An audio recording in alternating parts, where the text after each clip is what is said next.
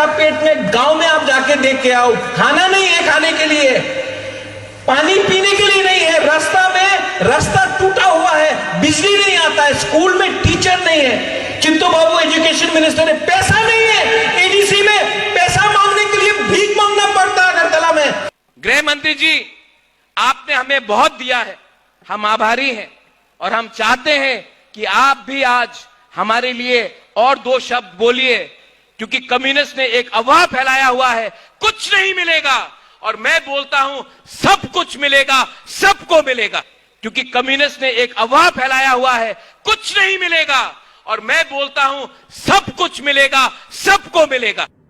कब तक वेट करेंगे? 1 साल होने वाला है तिपरासा कोर्ट को, 1 साल होने वाला है। मैं अपने लोगों को क्या जवाब दूं कि आ रहा है। हम लोग अपने ही देश के इंडिजिनस तिपरासा लोगों को अपना अधिकार नहीं दे रहे हैं। इसके बाद अगर आज if we fail today, Pakistan, Bangladesh are getting closer, अगर कल फिर से उग्रवाद शुरू हुआ तो इसका जिम्मेवारी किसके पास जाएगा?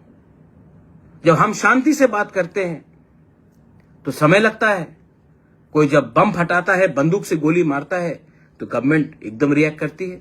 तो आप मैसेज क्या देना चाह रहे हैं कि शांति से बात करोगे तो कुछ नहीं मिलेगा, वायलेंस होगा तो सब कुछ मिलेगा।